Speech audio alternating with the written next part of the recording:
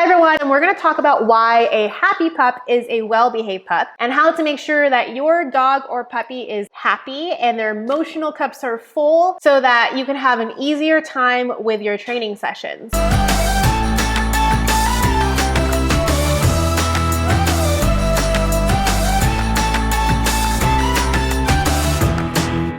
Just like humans, our dogs and puppies have emotional and physical needs that need to be met. When these needs are not met, they can become destructive, they can become bored and whine, they can start barking, demand barking, and a lot of these unwanted behaviors are usually due to a pup's emotional cup not being full. While every dog and puppy is different, these are kind of the general things that every dog and puppy will need to have a full emotional cup. So the first thing that's really important for your pup to have, just like humans, is having their biological needs filled. So that's food, shelter, water, all of that. If you've ever tried to take an exam when you're really dehydrated, you probably know that it's really hard to focus when all you can think about is being really thirsty. Same with our dogs. They need to have all of their biological needs met, or they can start to get distracted during training. So a really good example is some people forget that their dogs have been eating a lot of treats during training and they haven't drank any water, and they'll start to get distracted. So usually if they start sniffing around and I see that they're not focused, I will grab a bowl of water and make sure that they're not too thirsty so that they can focus back on the training session. The second thing is physical needs. Physical needs include any kind of physical exercise like taking walks, games of fetch, swimming, etc. Now, depending on your dog or puppy, they may need different levels of exercise. A big working breed like a Husky or a German Shepherd will probably need more exercise than a smaller Shih Tzu. Of course, every dog is different, but in general, different breeds will need different levels of exercise. Third is emotional needs. One thing that really gets overlooked is mental stimulation. Mental stimulation is super important for dogs and puppies to have. In fact, I think a lot of people focus more on physical exercise and not enough on mental stimulation. So the awesome thing is learning new training is an example of mental stimulation. Another example of mental stimulation is puzzle toys, snuffle mats. I always use every meal time as an opportunity for mental stimulation. So I never just pour food into a bowl. I'll scatter treats across the ground so they have to sniff out where their kibble is, or I'll put them in a puzzle toy, or I'll put the kibble in a snuffle mat. Another great way to fulfill your pup's emotional needs is taking a sniffari. So a sniffari is essentially a sniff walk.